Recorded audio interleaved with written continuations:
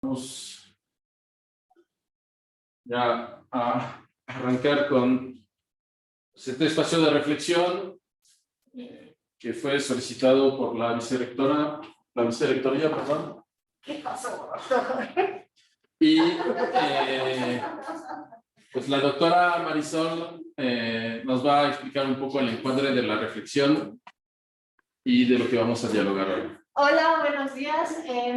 Ya estamos aquí. Tenemos la alegría inmensa de contar con Fernando González, que no venía. Como dice el doctor Solís, tiene problemas técnicos, así que está con nosotros. Y estamos muy contentos, Fer, de que nos acompañe. Les cuento un poquito de qué va este asunto. Ante todo, muchas gracias por venir. No sé si me ven o no me ven, pero bueno. Se trata de comenzar a mirar eventos atroces de Cerocahui desde diversas perspectivas que nos permitan iluminar la atrocidad, pero también comprender algunas de sus dimensiones y tratar de aportar desde el espacio académico a la comprensión de un evento que sin duda nos ha dejado a todos atónitos. Lo que es muy impresionante, porque si tomamos en cuenta que México es un país que cuenta con la notable cifra de 100,000 desaparecidos, en donde tenemos, exacto, 100,000 desaparecidos y subiendo, en donde tenemos noticias de masacres todos los días. Acabo de ver la última hace 20 minutos, 12 muertos en Jalisco. En donde la impunidad es de alrededor del 94.8% para delitos en general. Bueno, es notable que un evento nos conmueva, que todavía haya algo que nos conmueve, lo cual no es necesariamente malo, dadas nuestras precarias condiciones.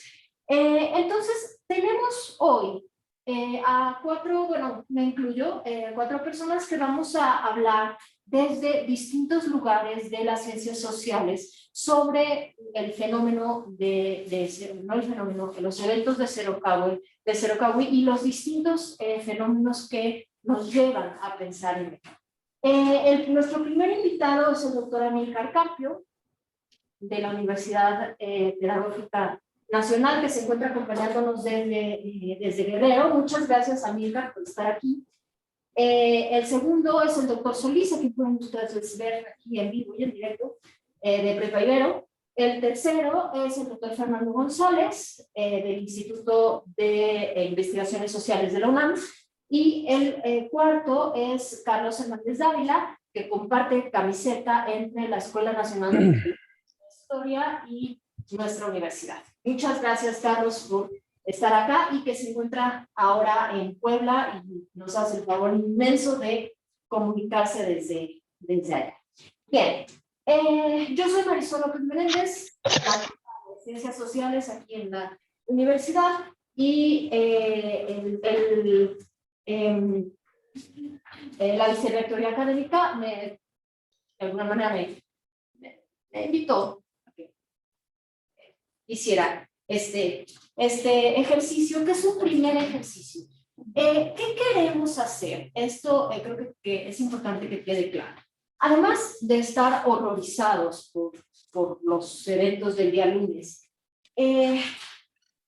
queremos dar un paso para atrás. Queremos dar un paso para atrás para poder ayudar a generar un debate público sobre estas atrocidades que nos permita avanzar como sociedades, darles cabida en los debates públicos, no solo como eventos de horror, no solamente como estas aberraciones que ocurren, y que si pensamos en lo que está ocurriendo en la prensa hoy en día, da la impresión de que lo que ocurrió en Cerocahui es solamente una aberración. Cuando escuchamos las descripciones que cada vez más están haciendo a propósito de este sujeto, el Chueco, cuya integridad moral yo no me comprometo con ella, la impresión que nos deja es que estamos volviendo a las épocas de Biblia Kiddy, Es decir, hay este fulano que está matando a diestra y siniestra en esta zona abandonada de toda ley y de toda civilización, y en donde nadie puede hacer nada para intervenir. Este es el discurso público que se está creando alrededor de los eventos de Zero Covid. Bueno, entonces vamos a tratar de un poco mirar hacia otros lugares con la ayuda de Amílcar, de Yves, de Fernando y de Amílcar, no, ya dijo, de Carlos. Agradecemos a Alejandro, que está, a nuestro vicerrector, que está conectado por aquí, también con problemas técnicos, y ya, doctor Solís. Bien, vamos a comenzar a platicar. Yo les pongo sobre la mesa un poco lo que sabemos del evento, porque la información también ha fluido muy a cuentagotas. Bien, el caso de los sacerdotes jesuitas se ha tendido a mirarlo desde la perspectiva del martirio. Tanto los comentarios en Facebook después de la misa del día martes, como los comentarios en Facebook a propósito del evento, van mucho en ese sentido. Lo mismo que las esquelas y muchos otros elementos en donde se habla de la muerte martirial de estos dos sacerdotes. El propio rector, Luis Arriaga, orienta un poco su artículo de Reforma a partir de este lugar. Entonces, lo que queremos es comenzar a explicar con este primer evento, que estoy segura va a ser uno de muchos, ¿no? El impacto social de estas muertes. Porque estas muertes impactan cuando otros miles y miles de muertes no. ¿Qué hay en estas muertes? Ojo, no quiero decir que estas muertes sean más importantes que otras. No hay muertes más importantes que otras, y eso tiene que quedar súper claro. Pero hay muertes que de alguna manera condensan imaginarios. Y estas parecen ser el caso. Aún en el caso de extrema violencia a nivel local, a nivel regional y a nivel nacional, el impacto de estas muertes se siente y aparece por todas partes. Tenemos ya pronunciamientos de horror, de disgusto, etcétera, por supuesto del Papa Francisco, de muchos de los diversos espacios de la Compañía de Jesús, pero también de el Alto Comisionado de Derechos Humanos, de la Conferencia del Episcopado Mexicano, de la Orden de Predicadores, de la Iglesia Anglicana de México, solo por citar algunos que tenemos, que como que han entrado en nuestro radar. Según los reportes que tenemos, 3 personas resultaron asesinadas en este evento. Los sacerdotes Javier y César, y el guía de turistas Pedro Palma, que fue quien entró a la iglesia en busca de protección. Bien, el propio presidente Andrés Manuel López Obrador habla de hasta 6 víctimas cuyas identidades aún están dudosas. Y se ha determinado ya que la responsabilidad es del dichoso chueco, el tal José Noriel Portillo, líder de una banda que se llama Los Salazares, relacionada con el cártel de Sinaloa. Ahora, ¿qué es lo que pasa con este caso tan extraño? Tan extraño en el sentido de tan poco usual. Hay sacerdotes muertos. Sorpresa. Durante la década pasada se calculan 30 sacerdotes muertos en circunstancias relacionadas con el crimen organizado. Es decir, el hecho de que estos 2 jesuitas hayan muerto no es necesariamente una explicación para el shock en el que nos encontramos todos. De hecho, se habla incluso de 50 sacerdotes católicos muertos entre los sexenios de Felipe Calderón, Enrique Peña Nieto y el actual sexenio. En todos estos casos en condiciones de relativa participación del crimen organizado, tal como el caso que ahora se nos presenta. Entonces, el hecho de que sean sacerdotes tampoco puede explicarnos por qué este shock social. Bien. En la Sierra Tarahumara, Carlos es súper experto en esto y podrá hablarnos muchísimo más, pero yo complico el planteamiento. Tenemos además un complicadísimo entramado de relaciones entre los 3 niveles de gobierno, o por lo menos 2 de los niveles de gobierno, el nivel estatal y el nivel municipal, con la delincuencia organizada. Tenemos tala clandestina, tenemos narcotráfico, tenemos tráfico de personas, una serie de delitos que aparecen incrustados en la región y que aparentemente todo el mundo sabe que están ahí, pero nadie hace nada para evitarlos.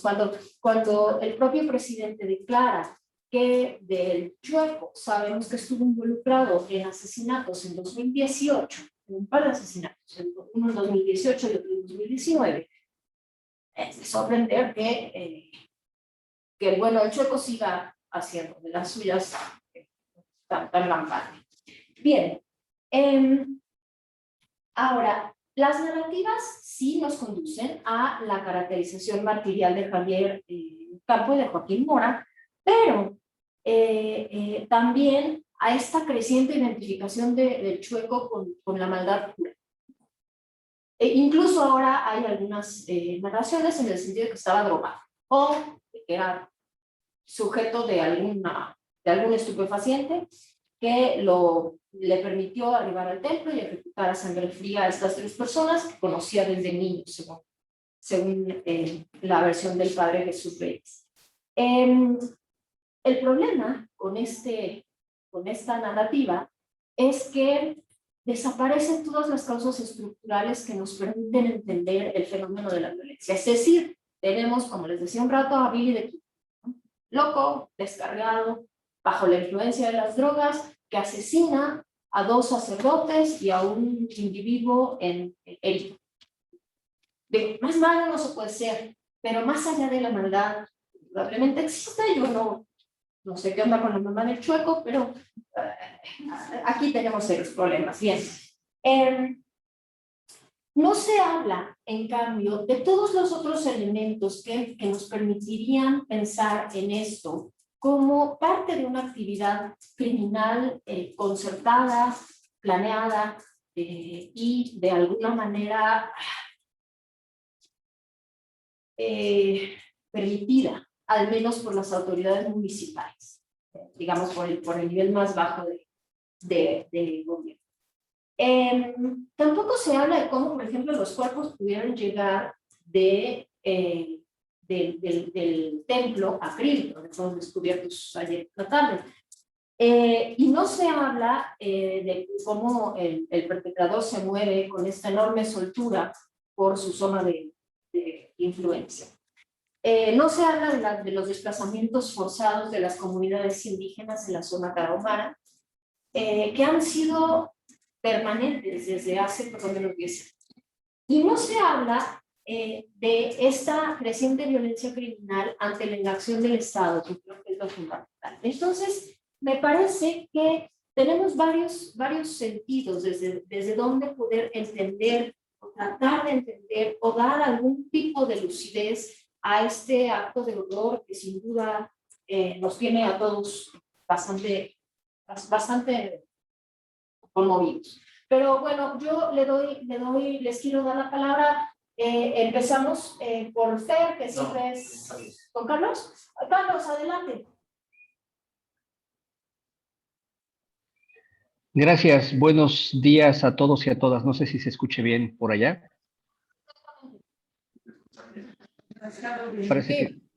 Parece que sí, ¿verdad? Yo los escucho perfecto, no estoy en una zona con tan buena señal, pero me gustaría justo empezar. Veo que hay mucha gente aquí en la sesión interna del Zoom, y si me permiten, pues a las personas que están en Zoom, en el chat interno, les hago llegar esta nota, ¿no? Y le pido a los y las compañeras que nos están ayudando con la transmisión, pues que si pueden recuperar esta nota y después compartirla con la gente que la está escuchando, que nos está siguiendo a través de otras plataformas en Zoom. Si ya vieron la nota, si ya la pudieron poner clic, van a encontrar una nota que no es ni nueva ni vieja. Es una nota escrita de la mano de un campesino rarámuri. De hecho van a ver que pues está en un español muy precario, ¿no? Y que dice, por favor, no me tumben. Y es un recadito en un papel, ¿no? Donde un campesino tarahumara o rarámuri, pues, lo deja pegado en el plantío de amapola que el ejército va a destruir. Y es todo, de hecho es toda una página en papel bond, seguramente la ha de haber utilizado del cuaderno escolar de sus hijas, porque dice, por favor no me tumben, no tengo nada para comer, mis hijas no tienen zapatos, es lo único que tengo, por favor no corten la amapola. Y esto es de entrada uno de tantos elementos muy, muy, muy complicados que nos ayudan a entender tres cosas desde mi punto de vista. Primero, y lo dije hace poco y lo he estado diciendo cuando me han invitado a decir alguna palabrita, no es posible seguir ocultando la presencia cada vez más sostenible, orgánica e irrefutable del narcotráfico en la mayoría de las comunidades indígenas en México, ¿no? Tal vez con la honrosa excepción, ¿no?, de los caracoles zapatistas en el sureste, donde hay otro tipo de organización política y social que permite, digamos, poner estos cercos de defensa. Pero todas y todos los aquí presentes recordamos cómo hace muy pocos días en San Cristóbal de las Casas hubo un enfrentamiento a tiros, a balazo abierto, entre diversos cárteles, el más importante, el cártel de Chamula, por el control del mercado local, que es un lugar desde donde se secuestra, extorsiona, se hace cobro de piso, existe trata de menores, etcétera, etcétera, etcétera. Y esto, insisto, tal vez es como un primer llamado respecto a pensar que en efecto estamos hablando de un fenómeno que no ha hecho sino estallar en diversos niveles y capas respecto de esta presencia violenta. Y de hecho, me gustaría mucho que pensáramos desde dónde estamos hablando. Hoy podemos hablar así con todas sus letras del chueco o de un cártel o de otro, porque estamos o bien en Zoom, en la virtualidad, o porque estamos en la Ciudad de México. Pero en muchas regiones, donde muchas y muchos de ustedes desarrollan su trabajo, es imposible que la prensa, los agentes de pastoral, los sacerdotes, algunos actores políticos y sociales, defensores de derechos humanos, puedan decir con todas sus letras a las personas que aparte todo mundo conoce en las comunidades, que son los responsables de las estructuras formales e informales del crimen organizado. Entonces, a mí me parece que para empezar a situar esta discusión, sí hay que pensar que la Tarahumara es una zona históricamente olvidada, con una serie de despropósitos en términos de la pobreza, del abandono, de la miseria, que ha sido secular y que en la propia memoria ritual rarámuri es algo que se ha ido consolidando cada vez más como una suerte de elemento identitario, ¿no? Los pobres, los desplazados, los que tienen que bajar a buscar córima, es decir, reciprocidad a las ciudades, y son tratados como limosneros. De hecho, colegas del CIDE, del Centro de Investigación y Docencia Económica, han documentado muy bien la forma como muchas comunidades rarámuris han tenido que desplazarse hacia Chihuahua o hacia Torreón o a otras ciudades, justamente por la violencia cada vez más compleja del crimen organizado, que obliga a los rarámuri primero a trabajar de forma esclava los plantíos de amapola y después a cuidarlos, o que les ha quitado la tierra donde siembran maíz, tierras por otro lado bastante precarizadas por las propias condiciones naturales de la sierra, para sembrar en ellas amapola. O el desvío de ríos, la amapola necesita mucha agua, entonces necesitan empezar como a ir colonizando, conquistando y privatizando las pocas corrientes de agua para el cultivo de la amapola. Esto en más de un sentido ha implicado que la juventud o los jóvenes, pues un rango de edad más allá de los 12 años, se involucren activamente como halcones en varias zonas de toda la sierra. Quien conozca sobre todo la parte baja de la sierra, es decir, entre Huachochi y Krill, sabrá que para entrar a Samachique, justamente donde hay una parroquia confiada a la Compañía de Jesús, del padre Enrique Mireles y otros sacerdotes, saben que en la casita, se llama la casita, una casita roja que está en la carretera, desde ese momento ya hay control territorial de los halcones, que son totalmente rarámuri. Y que por supuesto el trasiego de amapola hay que añadir el trasiego, control y explotación de las reservas forestales de la sierra. En ese contexto es que la Compañía de Jesús empezó como a repensar su acción pastoral, me parece que en los últimos 20 años. Aquí estoy viendo, perdónenme la indiscreción, a varias religiosas y religiosos que seguramente el nombre del gallo, ¿no? O del Ronco Robles, o de Monseñor Laguno, y de un montón de jesuitas más de aquellos años comprometidos de los años 60, 70, 80, etcétera, pues le remite justamente a una tarahumara donde en ese momento el contexto social era completamente distinto. Y en ese momento la inculturación del evangelio, estoy seguro que tenía otro tipo de desafíos. Al día de hoy, la inculturación del evangelio tiene no solamente delante de sí el capitalismo depredador y extractivista, sino además la persona o las personas concretas del crimen organizado, a los cuales por otro lado es imposible no atender pastoralmente, no saludarlos de repente cuando te los encuentras, etcétera, etcétera, etcétera. Pero el hecho de que en efecto haya mutado, haya variado, por así decirlo, el enemigo histórico en la Tarahumara, es algo al que me parece que los jesuitas estuvieron siempre muy atentos y lo fueron comprendiendo en muchos sentidos. El primero, y voy a dejarme ya de hablar tanto porque hay mucha gente a la cual hay que escuchar. Me parece que el primero es que en efecto la acción pastoral de la liberación cambió incluso de lenguaje, porque en efecto las condiciones se volvieron más pesadas cuando se dejó campo libre al crimen organizado en una de las zonas productoras de amapola más importantes, no de México, no de América Latina, sino del mundo. Segundo, sí me parece que en efecto ser sacerdote, ser religiosa, ser agente de pastoral, ser periodista en Chihuahua y en la sierra en particular, se convirtió no solamente en un oficio, sino en una opción preferencial, no solamente por los pobres, sino en una opción que poco a poco fue desafiando la propia lógica de la vida.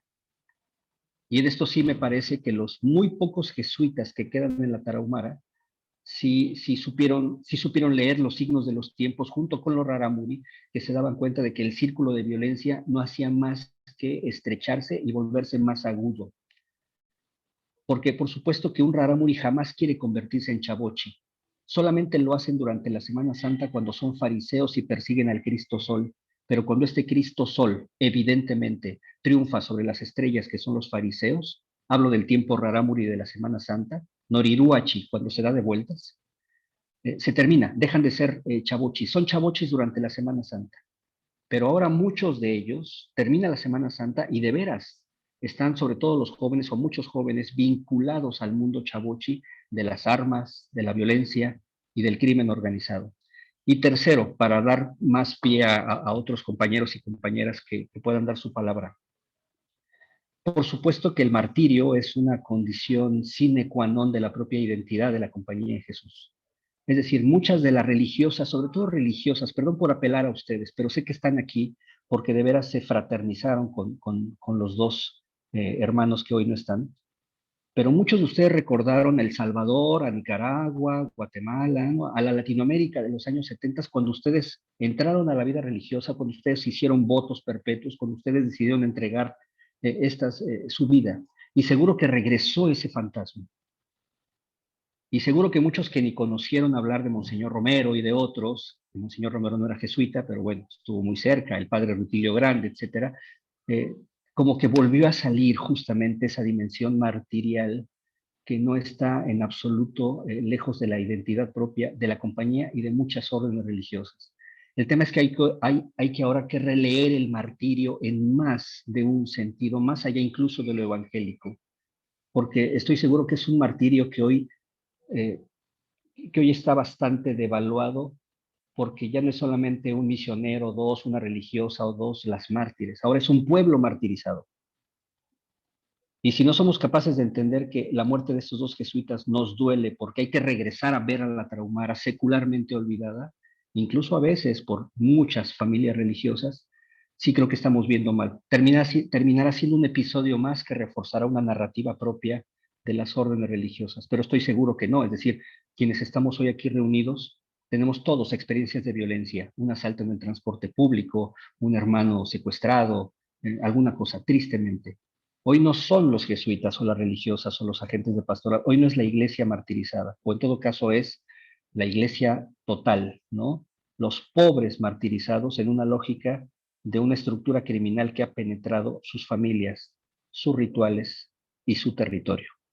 Hasta aquí lo dejaría, con un abrazo bien grande para todas y para todos los que nos escuchan.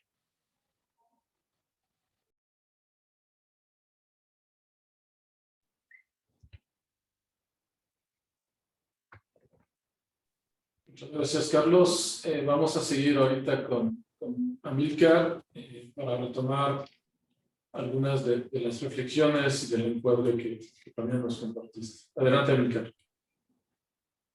Hola, buen día por allá a todos. Pues coincido totalmente con Carlos. Él creo que nos pone en contexto sobre lo que estamos viviendo en México y que debemos empezar a retomar, ¿no?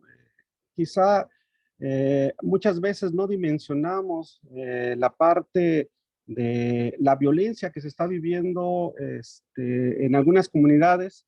Yo me encuentro, por ejemplo, en este momento en la Costa Chica del estado de Guerrero, y hace algunas semanas hubo algo que no había sucedido en fechas recientes en estos rumbos.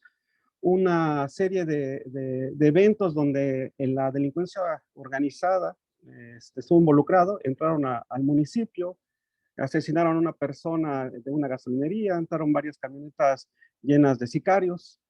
Estas escenas que hoy vivimos en esta zona del estado de Guerrero, que se repiten en Chihuahua, que se repiten en el Bajío, que se repiten en varias zonas, pues nos ponen un ambiente que tenemos que tomar en cuenta. Estamos en un contexto de violencia, de miedo, terror, donde básicamente estas regiones de pobreza aisladas ahora han sido también centro y están en la mira de la delincuencia. Aquí como en Chihuahua, como en otras regiones, también el problema es precisamente los recursos naturales. El problema es nuevamente apoderarse de los mercados, estar involucrando, explotando la pobreza para involucrarlos en la delincuencia a los pobladores de esta región. Creo que ese es un punto importante. Estamos llegando en un momento donde este contexto de violencia nos había dejado con la sensación de poca esperanza. ¿Cómo actuar frente a este tipo de violencia, este tipo de miedo, este tipo de horror?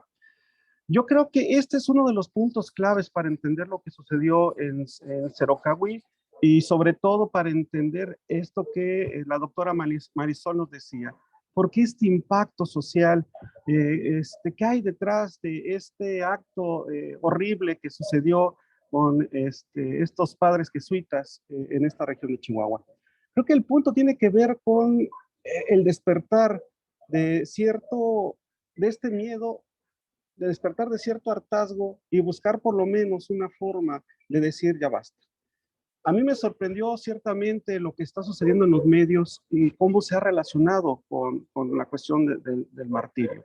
Me ha sorprendido también cómo se empieza a rescatar esta narrativa donde precisamente se resalta.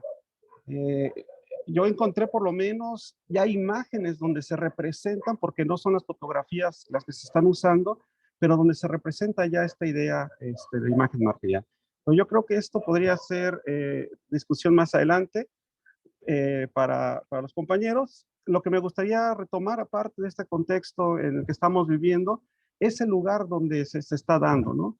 A mí me gustaría reflexionar sobre cómo este espacio que durante muchas generaciones, como es la iglesia, un templo, este espacio sacralizado, este lugar donde se llevaron a cabo estas ejecuciones, al parecer en los últimos tiempos pues ha ido perdiendo como un espacio simbólico, un espacio donde se está desacralizando.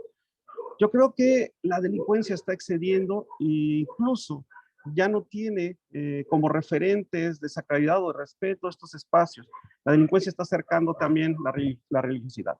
Yo creo que es un punto que tenemos que de alguna manera rescatar, que son de los cambios que en nuestra sociedad reciente se están viviendo. Yo creo que este es uno de los grandes impactos, que un sicario entre a un espacio que por mucho tiempo se consideró como un espacio simbólico, un espacio sacro, y haya cometido este tipo de actos de hechos. Por eso yo creo que la narrativa también tuvo gran profundidad y gran fuerza en los medios de comunicación, y es lo que podemos ir rescatando de cómo se va a ir construyendo precisamente toda esta imagen. Más allá de la labor que por años llevaron a cabo estos padres, la imagen que se está mostrando, lo que se está rescatando es precisamente este tipo de actos donde se desacraliza un espacio. Yo creo que también tendríamos que tomar en cuenta este punto, ¿no?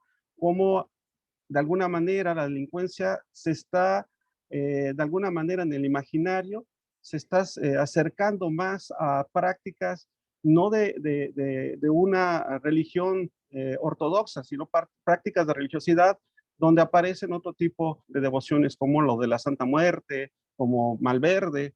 O sea, yo creo que también es parte de los cambios que está viviendo.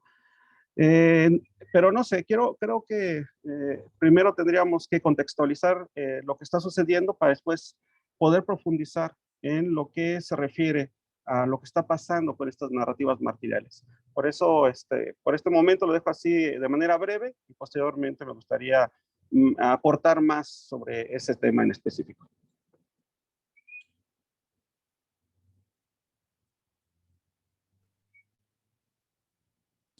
Muchas gracias, Amílcar. Sí, creo que estás tocando varios temas fundamentales, ¿no? Y también lo hizo en su momento Carlos, ¿no? De hecho es interesante, ¿no? Porque ahorita en Twitter hay personas que se están cuestionando, ¿no? ¿Por qué hacer en estos momentos de duelo, de dolor, un evento académico? De verdad, vamos, es el momento, ¿sí? Cuando estamos enojados, cuando estamos dolidos,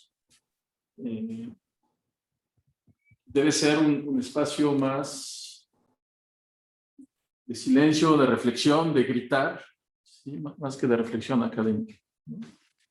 Y me parece interesante, ¿no? Porque justamente también se está cuestionando el papel de la universidad, ¿sí?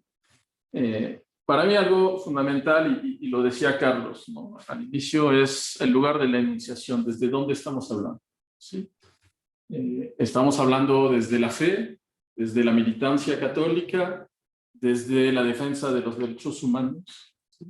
¿Cómo acercarnos a este fenómeno? En el caso de nosotros, pues estamos trabajando esas ideas del martirio desde hace muchos años, ¿no? Como un espacio también de resistencia, de esperanza y de retomar algunos conceptos claves del mundo católico, ¿sí? Que a veces son difíciles de entender, como la fuerza en la debilidad, como el triunfo en la derrota, como la resurrección en la muerte. ¿Qué nos está dejando esas muertes? ¿Sí? ¿Cuál es el impacto social, cultural, político? ¿Sí? ¿Qué está pasando también con unos temas que ahorita están surgiendo mucho, ¿no? Esta idea de una sociedad decompuesta, ¿sí? Esta idea de una patología de la sociedad que estamos viviendo, ¿no? Esta idea de que nos estamos acostumbrando, ¿no? Es decir, ¿es la muerte de esos dos jesuitas la sacudida que necesitábamos como sociedad? ¿No es un poco tarde preocuparnos por eso? Yo pensaba mucho, ¿no? En esta idea de la voluntad de morir. No sé si tuvieron la oportunidad de acompañar a la misa que se dio el miércoles, ¿no? Pero hay esta idea, ¿no? De la divina providencia, ¿sí? Y a veces cuando pensamos en los protomártires, hay dos imágenes, ¿no? Primero San Esteban, que decide y que lucha por su fe. De hecho, es interesante, ¿no? Porque parte de las vestimentas de San Esteban las recoge Saúl, ¿sí? Que después va a ser Pablo, gran universalista de la Iglesia Católica. Pero también hay una discusión sobre otros protomártires, ¿no? Que aquí en México se festejan los 28 de diciembre, y en otros lados también del mundo, que son los santos inocentes. Gente que no quiso morir, pero que sin embargo muere y permite así la existencia misma del cristianismo. ¿Qué pasa con esos jesuitas? Es decir, estaban en zonas de frontera, estaban en zonas caminando con los más pobres, caminando con los necesitados, estaban conscientes, vamos, en los testimonios que ahorita están resurgiendo, de lo que compartieron con sus estudiantes, de lo que compartieron en las misiones, 40 años de violencia. Lo dijo Carlos, ¿no? Siglos de violencia. Es decir, aquí en la universidad guardamos cartas de jesuitas, quienes escribían sus últimas letras y decir, muy pronto van a atacar la misión y nos van a matar. Escribo esta carta, asumo que va a ser la última, aquí está, siglo XVII, siglo XVIII. Hace algunos años, Marisol, otros colegas, fuimos apelados por el presente, ¿sí? La desaparición de defensores de derechos humanos y cómo sus figuras también fueron retomadas para generar esperanza. Hace algunos días, una de nuestras colegas que trabaja violencia, linchamiento, Emma Santamaría Clope, reflexionó sobre lo que pasó en Puebla con Daniel Picasso. ¿Sí? Es decir, ¿qué está pasando con nosotros? ¿Qué está pasando con nosotros como universidad? ¿Sí? Son nuestros hermanos de las misiones que acaban de fallecer. O sea, hay aquí una gran responsabilidad, ¿no? Yo me sentía mal hoy, platicaba con mis colegas, ¿no? En esos momentos de dolor, pues tener que apelar a la razón para reflexionar, tener que apelar a la historia para entender los procesos y cuidarnos de no relativizar la tragedia. Lo decía Marisol al inicio. La muerte de esos dos sacerdotes no vale más que la muerte de los demás. Y creo que en este sentido la provincia, los jesuitas han sido muy prudentes y a veces hasta, creo, algunos nos ha enojado ver que son tan prudentes en sus declaraciones, ¿no? Pero, ¿cómo no ser prudente cuando tantas personas han vivido en carne propia la desaparición? Hay dos casos que a mí me sorprenden mucho. El de Hugo Carvajal, no sé si se acuerdan, que fue asesinado en una fiesta hace algunos meses, un joven, y su mamá, para que apareciera el culpable, que había sido grabado, que todo el mundo identificaba, tuvo que parar el periférico. Y hoy lo que está pasando, es decir, los medios de comunicación han arropado esas dos muertes y en un día aparecieron los cuerpos. Cuando aquí tenemos un programa, Social Data Ibero, que ha documentado dónde se encuentran las fosas de personas que no han podido ser identificadas.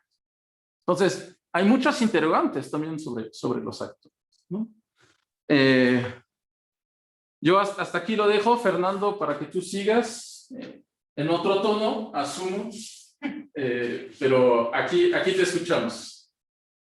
Muchas gracias. Bueno, por lo pronto, decía ahí desde dónde hablamos.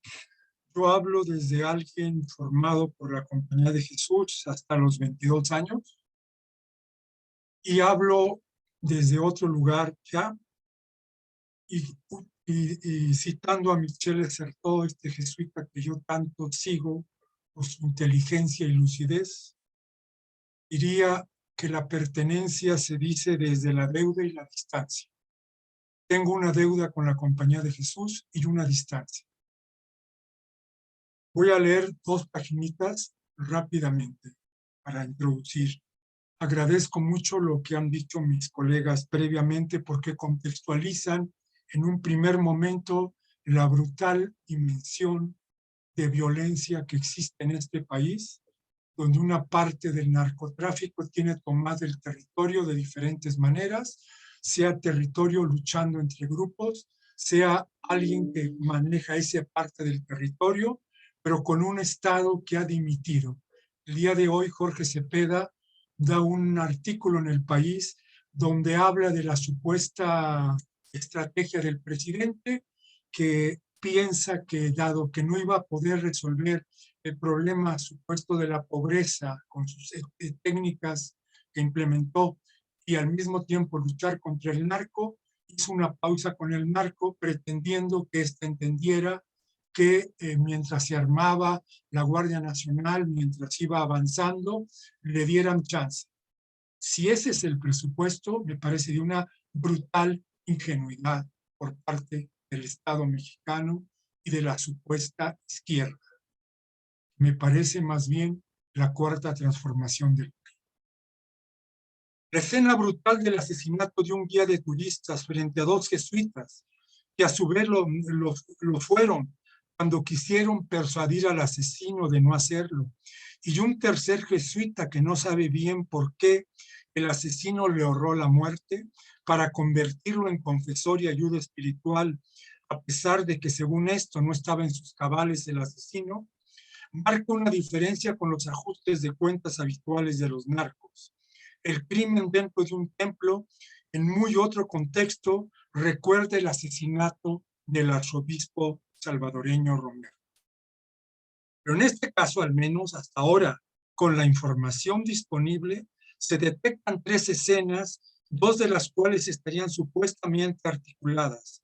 Aquella ya mencionada del templo y otra que tenía que ver con un partido de béisbol en el cual el futuro asesino, al ver perder a su equipo, decidió supuestamente matar a uno que me imagino apoyador o dueño del otro equipo, contrario que fue el que aparentemente terminó sus días al pie de 2 jesuitas que luego lo acompañaron en su muerte.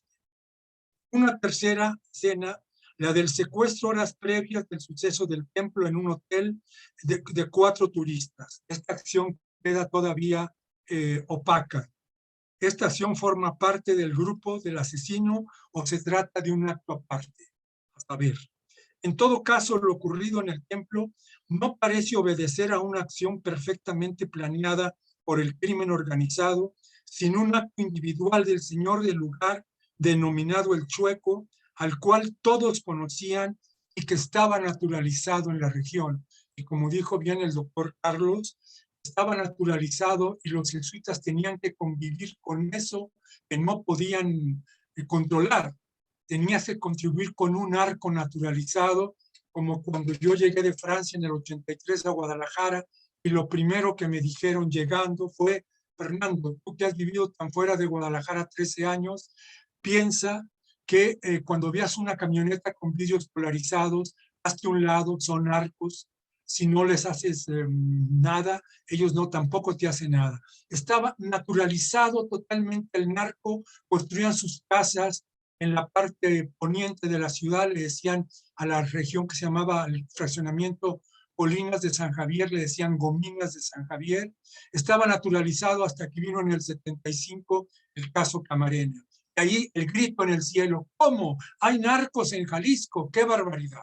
¿Sí? En este caso, al menos por la información, en todo caso, lo ocurrido en el templo no parece obedecer a una acción perfectamente planeada del crimen organizado, sino a un acto individual. Naturalización del señor de la región, el Chueco. El que estos últimos hayan intentado mediar, los jesuitas, para que no fuera asesinado el guía de turismo y no se quedaron paralizados por el miedo para una parte de la opinión, los convirtió en mártires súbitos. Digamos que alguien que empezaría que por ser religiosos y que su denominada vocación implica entregar su vida a otros, de entrada los convertiría en mártires si son asesinados. Pero no es ciertamente el caso. El cardenal Posadas fue ultimado sin piedad por los narcos y a muy pocos se les ocurrió que pudiera subir a los altares. Según cita Bernardo Barranco en su artículo de La Jornada de hace 2 días, en los últimos 30 años han sido ultimados alrededor de 70 sacerdotes por diferentes motivos: el robo, el secuestro, la extorsión, móviles pasionales y también políticos. Entonces, las razones de la promoción del martirio son otras, y me parece que tienen que ver, como ya adelanté, con su intento de mediación. Otros quizás se hubieran quedado muertos de miedo contemplando la escena. En todo caso, el tercer jesuita, que también intentó mediar, pidiéndoles incluso al asesino que no se llevara los cadáveres, solo él le alcanzó para ser confesor y escucha del alma, suponemos, un poquito atribulada del asesino a vistas, una vez que volvió a sus cabales, porque dice Javier Ávila que estaba fuera de sus cabales. Martirio entreverado con desacralización tanto del lugar como de los ministros. El jesuita Javier Ávila, siguiendo en la franca línea del martirio, dijo en una entrevista con el periodista Aníbal Moreno: es una gracia de Dios el que nos conceda dar la vida por los demás, y añadió: es una gracia porque nos hace pensar que no somos nosotros todopoderoso por más que seamos sacerdotes, no somos intocables. Y remató con este doble asesinato: Dios nos está permitiendo hacernos pueblo y sentir su dolor. Aquí entra una cuarta escena de las 3 que describo, totalmente terrenales las 3 que describo. Una escena celestial en la cual el complotista benévolo e invisible, que es ese Dios que vela por todo lo que sucede, esta vez en su infinita gracia concede tales dones a sus ministros elegidos. A estas 4 escenas se le añade un contexto nacional en el cual el narco ya controla una parte del territorio, sea enfrentándose entre ellos, sea en ciertas zonas dominando un solo grupo. Hay que olvidar que en Chihuahua, como lo señalaba muy bien el doctor Carlos, hay toda una situación de violencia brutal ahora con el narco, pero previo hay que recordar que en los años 60, cuando se hizo el tren de Okinawa hacia Topolobampo, que lo reinauguró López Mateos para seguir la vía que se había suspendido, ahí los concesionarios, entre ellos un tal Carlos Trullet, algo le recordará a la Iberoamericana, era uno de los dueños, y se empezaron a apoderar de bosques de Chihuahua e impidieron que los campesinos y los indígenas pudieran trabajar en los bosques y extraer también para ellos madera y poder vivir de los medios. Y ahí se empezó a armar entre el 60 y el 65 toda una situación brutal en el gobierno de López Mateos y de Díaz Ordaz, que terminó con el famoso ataque al cuartel Madera, un fracaso total de la guerrilla, pero que sirvió de modelo estructural para las futuras guerrillas en México y para el movimiento 23 de septiembre que se creó inmediatamente después de la guerrilla, del intento de guerrilla de Madera, que no tiene nada que ver con la Liga Comunista 23 de septiembre. Ahí, ya una vez en los años 70, miembros, una parte mínima de la Compañía de Jesús, se topó hablando de situaciones de frontera con los jóvenes guerrilleros católicos Ignacio Salas Obregón, que venía de Aguascalientes, con un primo jesuita, Ignacio Olivares Torres y José Luis Sierra Villarreal. José Luis era mi compañero en el Instituto de Ciencias, Nacho Olivares era de Torreón, se encontraron en la Universidad de Nuevo León y en el TEC, gracias a la Compañía de Jesús, a LOCU, Organización Cultural Universitaria, y ahí uno de los que más destacó fue el jesuita tapatío Javier de Obeso, que pudo, hablando de mártires, en esta línea que habla del martirio, pudo haber sido ¿cómo se dice? El que murió en Colombia, el cura diocesano, que se me va ahorita el nombre, ¿no?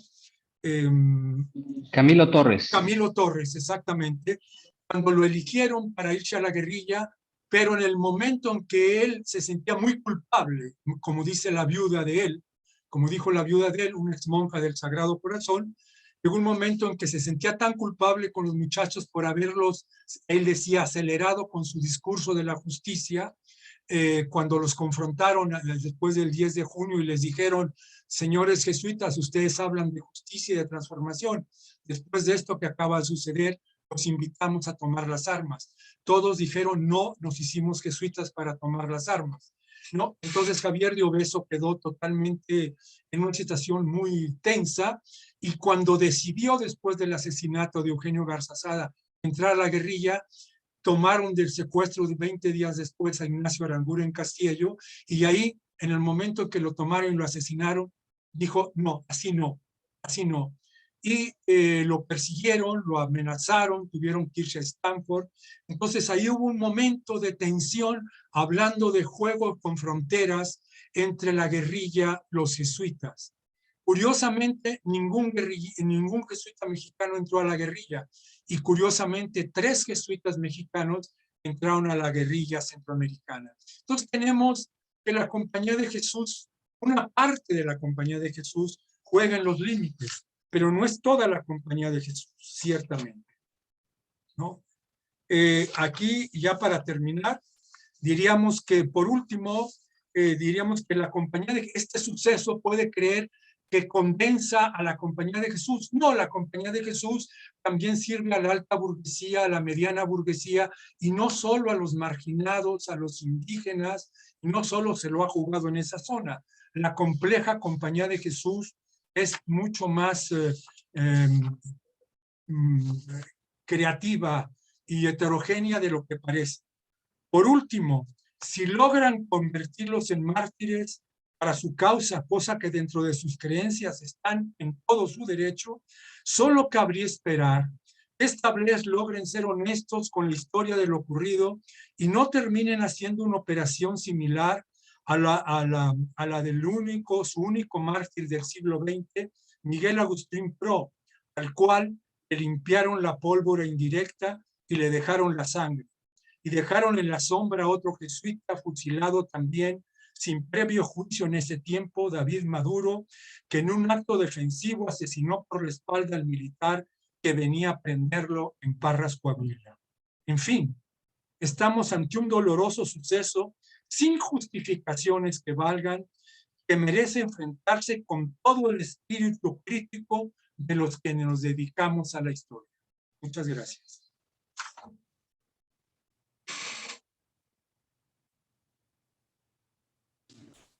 Gracias, Fer. Bueno, hablando de lugares de enunciación, ya que todo el mundo está aquí con... En fin, ¿qué puede darnos la academia? Un poco pensando en esto que nos planteaba Iva hace un momento.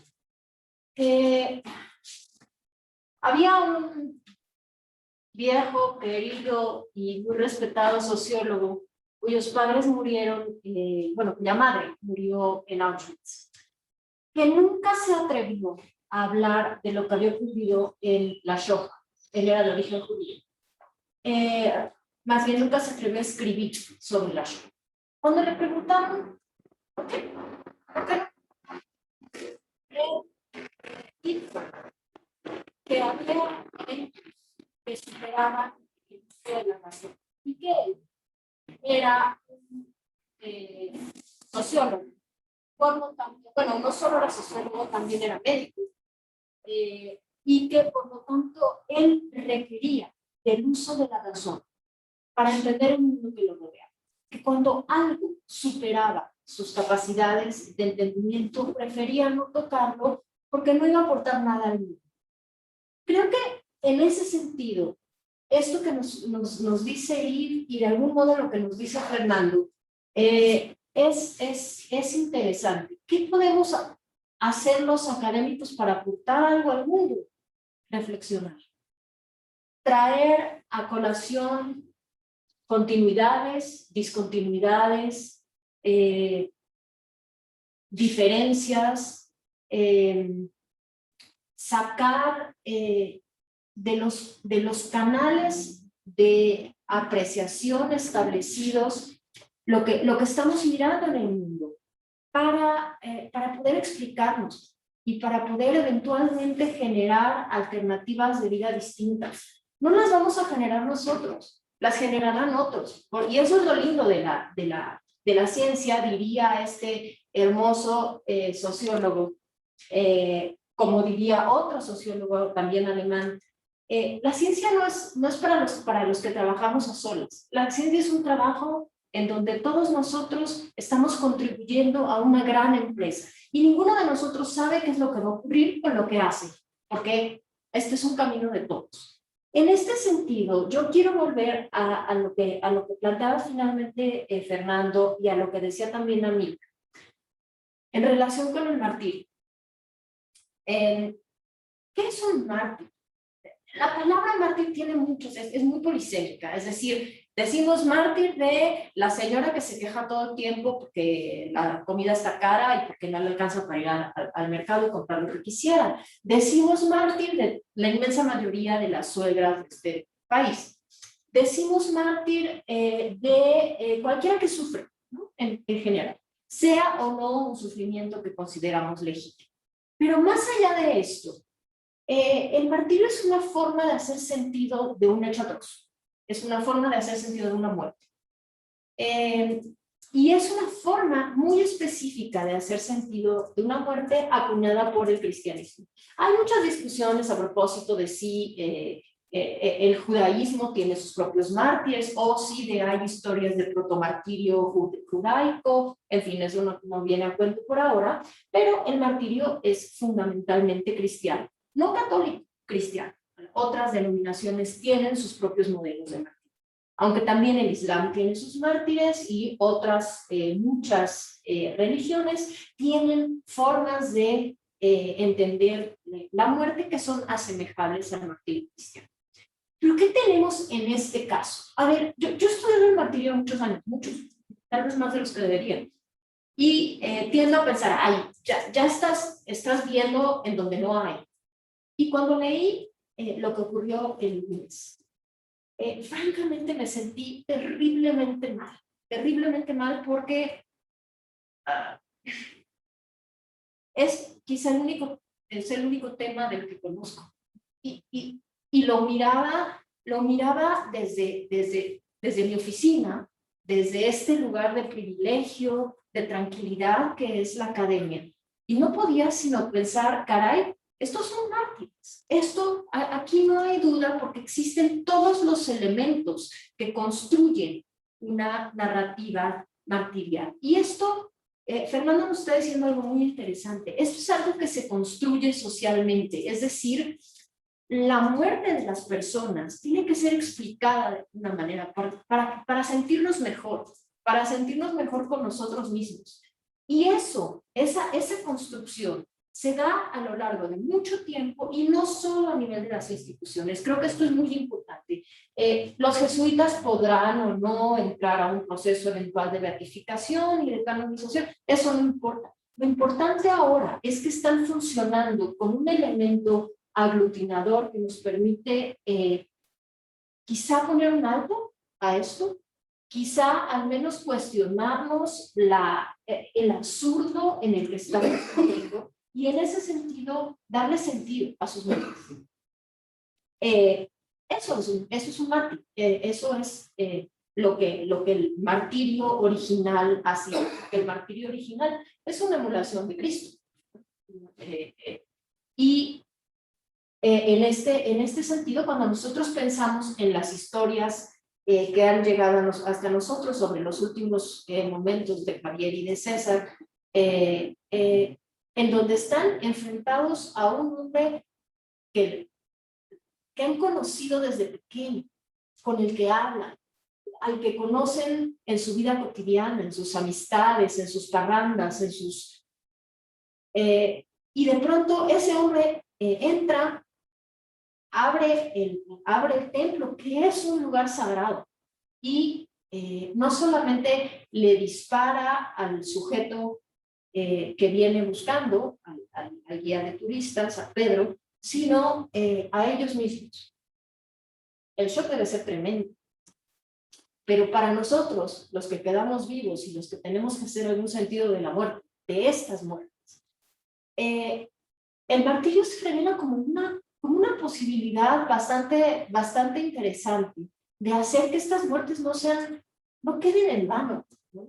Que esa es justamente la idea fundamental de todos los procesos de martirio, no solamente institucionales, sino todos estos procesos que se dan a nivel social, a nivel sí de las comunidades religiosas, pero también de otras muchas formas de organización social, los movimientos sociales, los partidos políticos. Podemos hablar de mártires de todos los esquemas y de todos los espectros políticos posibles. Y todos ellos tienen en común esta necesidad de hacer sentido de la muerte. Entonces, creo que la posibilidad de la que habla Fernando es una posibilidad que veremos cómo juega en el mundo, porque de eso nosotros no tenemos manera de saber qué es lo que va a ocurrir, pero sí podemos generar espacios reflexivos para que la academia pueda servir para algo más que para estar protegidos y contentos y felices. Bueno, protegidos, quizás no contentos, pero protegidos aparentemente sí. En fin, creo que tenemos un rato. Colegas, los que están aquí en la sala, bienvenidas las participaciones. Quienes están escuchándonos, si quieren levantar manita, adelante, por favor. Hay también una pregunta que nos hizo Viviana Gabriela Martínez sobre el mensaje que publicó la SEM hace algunos momentos, una carta en la cual hacen un llamado a los diferentes niveles del poder ejecutivo, sobre todo, y retoman parte de los cuestionamientos que se dieron ayer en el Poder Legislativo, ¿no? De esos múltiples cuestionamientos. A mí, de bote pronto, es un problema entre politizar y politizar. Eso suena contradictorio, ¿verdad? Porque lo que yo vi ayer en la Cámara en las cámaras legislativas me da pena ajena. O sea, que el PAN culpe a Morena, que Morena diga que cuándo nació este joven, y entonces vamos, o sea, creo que es triste si eso es nuestro nivel de reflexión política. Me parece que el llamado de la conferencia episcopal no es nueva, vamos. Hace un mes, en mayo, asesinaron a un sacerdote en un templo y también un niño de 3 años, unos narcos, ¿sí? En Fresnillo, Zacatecas. Entonces, hay una urgencia de llamar a la paz, ¿no? El problema aquí son las visiones y las políticas. El texto de la SEM me parece muy prudente porque, al menos a nivel de lo que plantea que se rebasen las cuestiones partidistas, ¿sí? Y entonces llegar a una real discusión política, ¿no? Y aquí me parece que son esquemas de concepción de justicia los que se están cuestionando. Y me parece que hay un tema no resuelto en torno a la justicia restaurativa y lo que pretende, y a la justicia punitiva, ¿sí? Y a modelos de gobierno. Yo ponía dentro de mi reflexión, no supe muy bien cómo formularlo, ¿no? Entre autoritarismos que arroparon el crecimiento de los movimientos del narcotráfico, vamos. Algunos investigadores como Osvaldo Zavala hablan de un narcoestado, por ejemplo. Otras personas ven en esos procesos de violencia una permanencia, ¿no? Es decir, las mismas zonas de violencia del Camino Real tierra adentro siguen siendo en el siglo XXI las mismas zonas de violencia. O sea, ¿qué pasa con Michoacán? Vamos, algo que ha trabajado Enrique Guerra en la UAM desde hace muchos años, ¿no? que no es nada que tiene que ver con la falta de Estado, sino que es un fenómeno más complejo. No sé si alguno de ustedes pudieron leer la entrevista de Gemma Santamaría Clope en El País, ¿no? Donde justamente habla de que cuando el PRI estaba en su esplendor, había linchamientos. Entonces, no es que el linchamiento responda a una descomposición de la presencia del Estado a un Estado fallido. ¿A qué responde? ¿A qué responde esta violencia? Los obispos asumen en su carta su falta de cercanía con el pueblo creyente. Nos acordaremos que aquí vino Francisco y habló de los faraones y los príncipes. Y al mismo tiempo, su viaje lo hizo con la pareja presidencial. Vamos, fue el grupo con el cual más estuvo durante una semana. Más que con cualquier otra persona. Esas contradicciones muy complejas, ¿no? que nos hacen también un llamado a repensar, ¿no? Paula nos dice, ¿no? Ninguna muerte es más importante que otra, pero no el concebir estas muertes de los jesuitas como martirio. Los aleja, los separa, los sublima de todas las demás muertes, que es a tono de pregunta. Y Carlos, también te hicieron una pregunta, no sé si gustas abrir tu micrófono y contestarla. Muchas gracias y gracias por la pregunta. Quisiera retomar algo de lo que han estado comentando los colegas en varios sentidos, y tiene que ver con la pregunta que me hacen, pero también con las reflexiones en las que estamos ahorita intentando como fertilizar pensamiento. A ver, yo no tengo cuenta de Twitter, If, pero tú nos comentaste ahorita que había como mucho debate de por qué hacer un evento académico en un momento tan álgido y de dolor. Y bueno, tal vez aquí lo que haya que preguntarnos es, ¿y qué tipo de academia necesitamos? ¿O de qué academia estamos hablando? Es decir, si pensamos a los académicos como gente inalcanzable, así como decían de los mártires, ¿no? Inalcanzable, llena de libros, a los académicos vinculados solamente a las tareas de formulación del pensamiento, etcétera, pues es una academia ideal. Esa academia no existe, o existe tal vez en algunos lugares muy privilegiados. Y yo creo que una de las cosas más sofisticadas de la Compañía de Jesús, híjole, aquí hay que hacer un pequeño paréntesis. Hay mucha jesuitofilia y jesuitofobia. Y yo llamaría como decir, no, a ver, vamos a tratar de centrarnos un poco a serenarnos un poco. O sea, ni una exaltación apologética que diga que los jesuitas son grandes personas y otra que diga que no, que en realidad son. Esas discusiones están desde el siglo XVIII y provocó su expulsión y luego su restauración. Creo que no es el tema. Creo que lo que estamos diciendo, y en ese sentido Fernando ha sido bien prudente y bastante brillante, son seres humanos, es una organización humana, por supuesto que con un programa anclado en la fe, etcétera, pero seguramente también llenos poderosamente de contradicciones. Y esto tiene que ver justamente con que una de las cosas que no podemos negar de la Compañía de Jesús es que tejieron históricamente una red donde en la última de las misiones en China, Filipinas, Chihuahua, Sonora, Sinaloa, Etiopía, etcétera, circulaban las cartas, circulaban los informes, circulaban las letras edificantes y llegaban a los colegios, llegaban a las universidades, llegaban a las cortes y había una circulación de saberes que seguramente provocó una cantidad muy grande de debates, posturas, enriquecimientos científicos, académicos, históricos, geográficos, prácticamente desde el siglo XVI. Y hoy nos convocó una universidad confiada a la Compañía de Jesús. Y estoy seguro que a partir de estas continuas históricas y críticas reactualizaciones de lo que se conoce como la Ratio Studiorum, hoy estamos hablando justamente del asesinato de 2 jesuitas y un laico, al menos hasta ahorita porque se hablaba de un secuestro, en una universidad donde estoy convencido de que pensar, construir, horizontalizar saberes es algo que no es necesariamente un privilegio entre libros, pergaminos, archivos o algodones. Sí creo que es pensamiento para la acción.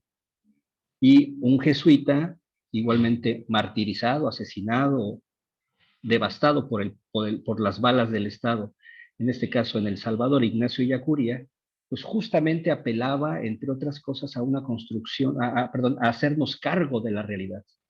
Entonces, ¿para qué hacer un evento académico sobre la sangre aún fresca de dos jesuitas y de un tercer laico, cuyos cuerpos ni siquiera se puede asegurar que sean los que se encontraron? Pues justo para esto, para problematizar, para preguntar, para incluso debatir y no estar de acuerdo. Hacer de esto una academia donde en efecto esto no sea una conmemoración, no solamente y dolorosa, etcétera, pero que también sirva para ayudar a pensar. Hay muertes que ayudan a pensar y no son las únicas, no son las más graves, no son las más tristes, todas cuentan, todas pesan, todas duelen. Y entonces ahora sí quiero responder a la pregunta. ¿Cómo está Cerocahui? ¿Cómo está el Triángulo Dorado?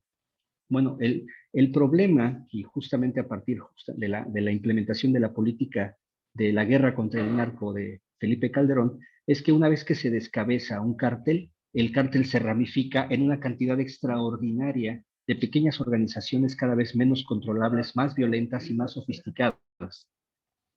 Híjole, es que en la pantalla te veo como iPhone 11 Pro, el compañero que está en Guerrero. Pero Guerrero es un ejemplo de que la amapola, la marihuana y el trasiego de la violencia que empieza en Tlapa de Comonfort o en Coyuca de Benítez, etcétera, se mete por Cuernavaca, entra al sur de la Ciudad de México y corta todo el sur de la Ciudad de México, donde está la UNAM, donde está la Escuela de Antropología, donde está Tlalpan Sur, etcétera, donde están los Ardillos y los Rojos, ¿no? Peleándose calle por calle de la colonia Isidro Favela, que es la colonia donde está la Escuela de Antropología, con efectos que empiezan en la sierra y terminan en las universidades. Ciudad Universitaria es un lugar extraordinario de compra y venta de cualquier droga que ustedes quieran. Ese es el asunto. Con el Triángulo Dorado pasa exactamente lo mismo. No bastaba con haber detenido y procesado al Chapo.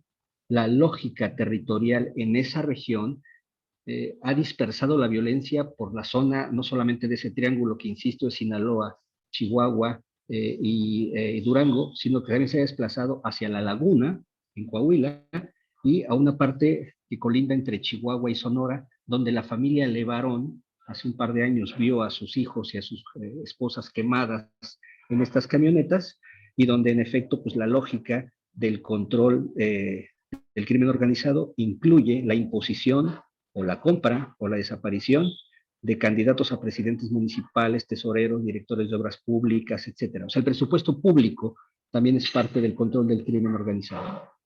Y apelo a otra cosa. Los jesuitas saben que esto sucede, ¿no? Es bien difícil hablar de esto en público, pero hay jesuitas en Krill, no diré nombres, que saben a veces con quién hay que hablar para tratar de moderar un poco la violencia en la zona. Y esto no es una derrota de los jesuitas, ni es una derrota de la iglesia, sino son salidas desesperadas para tratar de negociar con quien efectivamente tiene el control territorial, a pesar de la presencia militar cada vez más fuerte en Huachochi, en Krill y en otras zonas del país. Otros sacerdotes no jesuitas, hace rato vi a, no sé si era la hermana Dolores Palencia o alguien de la familia, pero bueno, toda la gente que trabaja en la dimensión pastoral de la movilidad humana, es decir, en apoyo a migrantes, entre ellos también el SJR, el Servicio Jesuita Refugiados, el Servicio Jesuita Migrantes, con el Padre Conrado y un montón de jesuitas, incluso en formación, que están comprometidos con esto. Muchos de ellos y ellas, porque también incluye religiosas, saben que desde Tenosique o Tapachula hasta el desierto del Altar en Sonora, las negociaciones, ¿no? A veces el pedir que no secuestren migrantes, ¿no?, al crimen organizado es una constante. El tema es que eso no es una derrota, insisto, de la iglesia, es una derrota del Estado, ¿no? Y donde más de una ocasión el padre Prisciliano, allá en el desierto del Altar de Sonora, es la única referencia para llegar con él y decir: padre, se llevaron a 30 migrantes, por favor ayúdenos. Él sabe con quién hablar para poder negociar y hacer esto. Algunos sacerdotes en la diócesis de la Tarahumara celebran el bautismo, los 15 años, las bodas de la gente del crimen organizado, porque entienden que no pueden rehusar el ejercicio pastoral, ¿no? Es decir, este escenario de Monseñor Romero, en su última homilía diciendo cese la represión, y al otro día ser asesinado, es algo que hoy muchos religiosos y religiosas no pueden hacer, no se pueden dar el lujo de anunciarlo de una manera tan abierta porque el paradigma, insisto, cambió. Si los van a hacer mártires o no, no se preocupen. Es muy probable que la gente de sus parroquias circule una foto del gallo con una señora tarahumara bien bonita en Facebook. Es posible que para el pueblo ya lo sea. Entonces, si alguien está preocupado por la utilización mediática, apologética, martirial, eclesial de Morita y del gallo, no se preocupen. El pueblo ya tomó su palabra. Eso no es el problema, insisto. El problema es lo que estas muertes nos ayudan pues no sé, a volver como sinécdoque. O sea, cierro con esto, junto con el gallo, junto con el padre Mora, quienes más están muriendo y de los cuales no sabemos. Y no solamente quienes están muriendo de balas en una muerte trágica, pero inmediata, no, quienes están muriendo lentamente en la Tarahumara, en Guerrero, etcétera, etcétera, etcétera. Y cierro con algo. La Ibero sí tiene un mecanismo académico bien comprometido de poder, hace rato lo mencionó Yves, de poder cartografiar, ¿no? Esta geografía de la desaparición, ¿no? Que es un esfuerzo académico de muchas personas que están poniendo su voluntad para poder decir dónde hay fosas, quiénes están trabajando, con qué redes se están moviendo, quién está cerca de estas mujeres. Es un esfuerzo de la Ibero. Yo participo en la Ibero en un departamento que se llama Reflexión Universitaria, bueno, el DRI ahora, pero antes era ARU, porque a los jesuitas les gustan mucho las siglas. Y en ARU entiendo que José Luis Bermeo está rescatando el diario del Ronco Robles, un diario que ya en los años 70 y 80 da una serie de muestras extraordinarias justamente de cómo se estaba configurando la sierra con otras lógicas de violencia, y que es un diario que hay que publicar tarde o temprano. Hago un llamado a las autoridades de la escuela para tener en las manos este tipo de investigación que es tan valiosa. Yo estoy convencido de que por eso estamos haciendo un evento académico, porque no estamos entre algodones, entre manuscritos, entre aroma de viejos o de hermosos libros. Creo que aquí hay mucha gente que de veras conoció a los muertos, a los difuntos, y que los respetó y que caminó con ellos. También por aquí localicé a varios jesuitas a quienes abrazo, independientemente de que estemos de acuerdo o no con nuestros estilos personales de ser. Eso es irrelevante. Pero sí creo que hay muertes que nos ayudan a pensar el país desde una manera distinta. Y la verdad es que celebro mucho, de veras celebro mucho, que también de manera académica, humana y fraterna y sorora podamos discutir, coincidir o no, disentir incluso, porque justamente de eso se trata, ¿no? Lo decía muy bien el Principito, y yo lo parafraseo, que estas muertes nos hagan pensar juntos, aunque no pensemos igual. Muchas gracias.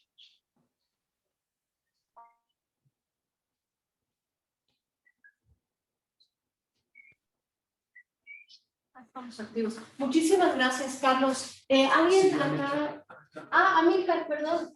Amílcar, y luego si alguien quiere acá en la sala hablar, adelante, Amílcar, por favor. Gracias. Retomando un poco la idea que habías lanzado, Marisol, creo que es difícil, coincido con todos ustedes, hablar de un hecho reciente que nos duele a todos. Pero como bien señalabas, el análisis que se puede hacer es con lo poco que tenemos y sobre todo guiado por un tema que se propuso desde la organización, que es hablar del martirio. Por eso me atrevo a tocar este tema, que si bien no es la esencia, pero lo poco que tenemos a 3, 4 días de estos lamentables hechos, nos orienta también a reflexionar un poco sobre lo que hay, ¿no? Es difícil tomar y medir de manera directa para los que estamos alejados de la zona donde ocurrieron los hechos allá en Cerocahui, pero hay otra forma, por lo menos en estos primeros días, de ir tanteando cuál es el sentir. Y las redes sociales y las noticias nos pueden dar ese termómetro, ¿no? A pocos días entonces de estos hechos, me llama la atención cómo hay este rescate, sobre todo de la narración, donde Pedro Palma busca refugio para protegerse en la iglesia, ¿no? Por eso este tipo de elementos están construyendo esta narrativa martirial que ya existe. Como bien nos señalaba el compañero Carlos, es algo que nosotros no estamos construyendo, es algo que ya se está construyendo y que tiene autonomía, pero que se está difundiendo de manera muy rápida. Tan solo el hecho de que Pedro Palma haya pedido o buscado refugio en la iglesia, ya lo pone y lo destacan en algunas publicaciones como algo a destacar. En el sentido que el 20 de junio, no sé quién lo instituye así, el 20 de junio es el Día de los Refugiados. Entonces, algunos ya señalaban o señalan precisamente que coincide con este apoyo que estos sacerdotes le dan a este guía que busca refugio.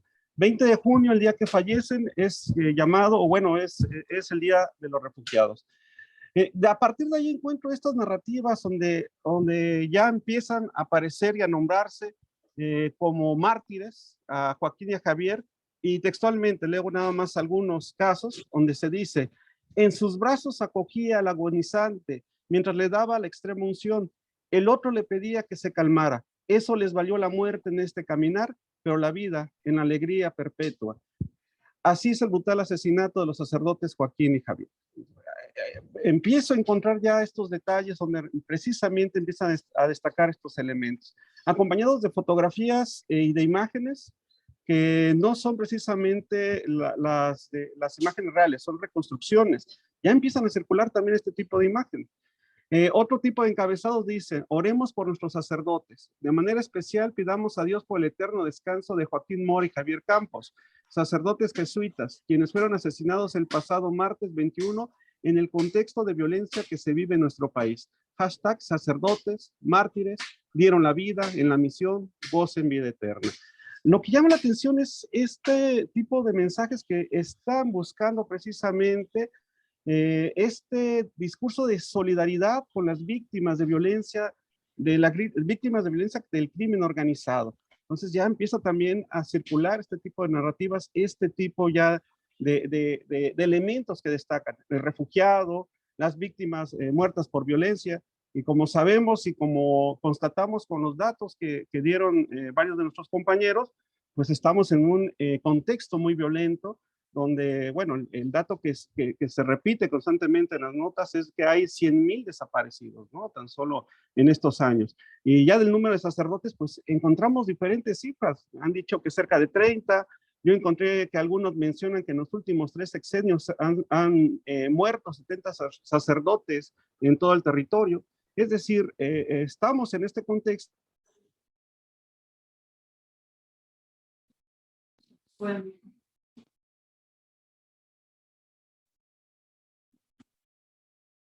Amílcar, ¿nos escuchas? Parece.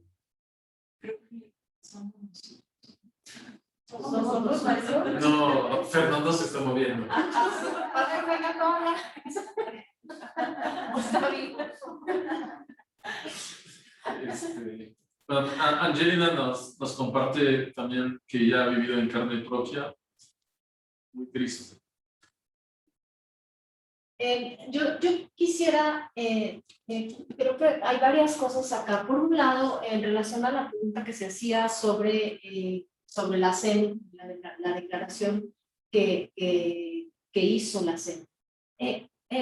Quizá el problema está en que cuando nosotros hacemos estas exhortaciones a la paz, estamos presuponiendo la existencia de una guerra y la existencia de un enemigo. Exactamente el modelo Calderón.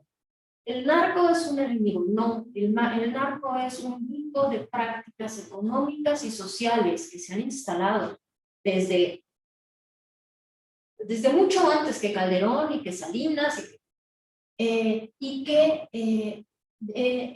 con las cuales nuestra sociedad convivía de una manera relativamente armónica, es decir, se permitían un montón de rejuegos y de cambios sin necesidad de recurrir al asesinato, y que por razones que no vienen a cuento ahora se recrudecieron. El problema es que empezaron a ser vistas como una guerra, que un problema que era un problema económico y que era un problema del orden de las prácticas sociales, empieza a verse como una guerra. Lo que nos pone Carlos en la mesa es básicamente cómo se enfrentan al nivel del tú a tú en el territorio estos sacerdotes con estas prácticas, con prácticas sociales que son normales en sus lugares y en donde ellos tienen que funcionar como mediadores porque ese es su papel, no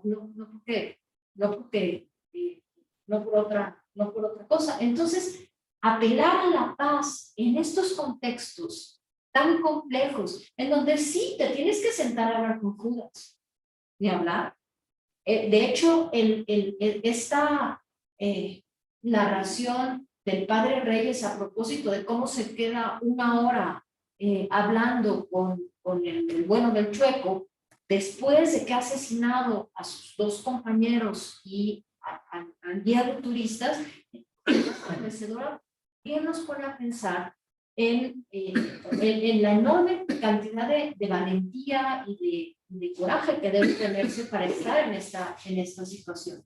Ahora, en relación con lo que planteaba Paula a propósito de hacer los mártires. A ver, el martirio se construye socialmente hablando, no es que uno haga mártires por voluntad propia, aunque hay muchas ocasiones en donde sí se tuercen los caminos para obtener los resultados que uno quiere. Pero hay muchísimos estudios a propósito de cómo el mártir no se hace solo por cómo muere, sino por cómo vive. Y por una cosa que es bien importante en este caso, el hecho, la posibilidad de haber tomado una decisión, la decisión de quedarse cuando pudieron haberse ido, de estar en el lugar en donde estuvieron, cuando podían haber estado en un lugar distinto. Mientras que Pedro está en el lugar en donde nació y en donde, bueno, él regresa de Estados Unidos, esta es la información de la que disponemos, él regresa a Estados Unidos, pone su pequeña empresa turística y se dedica al turismo en la zona de Cri. Vive ahí, su familia vive ahí, él es de ahí. Los sacerdotes jesuitas no son de ahí, llegan ahí y además se les da la oportunidad en algún momento de retirarse. La propia compañía dice, oigan, la cosa está del demonio. Bueno, mi elección de palabras es fatal. La cosa está muy mal, vámonos, ¿no? Salgamos de ahí. Ellos dicen que no. Esto es una de las características fundamentales para entender el fenómeno del martirio, es decir, ellos deciden quedarse en un lugar en donde saben que están arriesgando sus vidas porque hay un proceso de cercanía con su comunidad que importa más que sus propias vidas. Y esto es un elemento que ha estado siendo traído muy a cuento en los recuentos que se han hecho sobre el evento y que, como dice Amílcar, nos está llevando hacia esta construcción de una narrativa que no hacemos nosotros, que se está haciendo, que se está construyendo en el espacio público, en las comunidades, en la propia, seguramente en el propio, no, yo tengo no sé, mucha esperanza en lo que vamos a ver en los próximos días, si es que los cuerpos se confirman como sus cuerpos.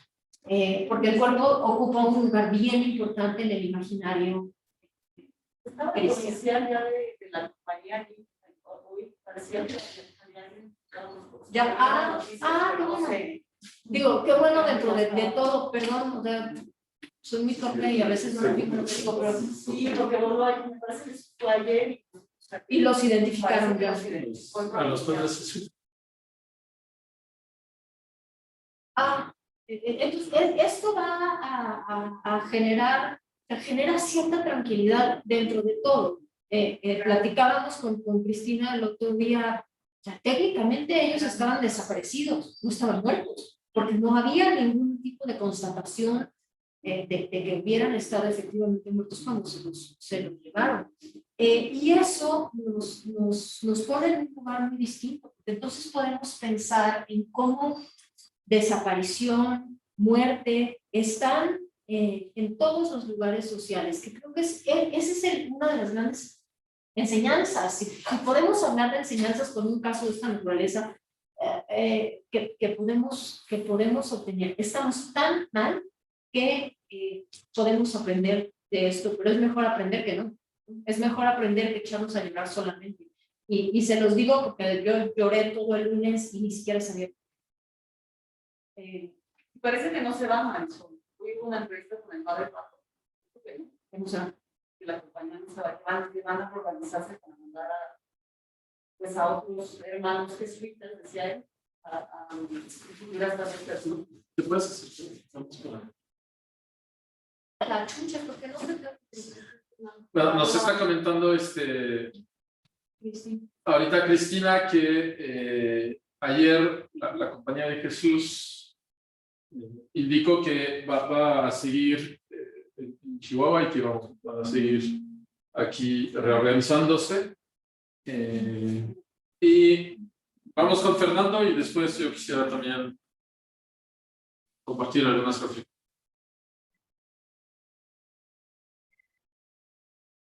Un comentario sobre esto del martirio que decía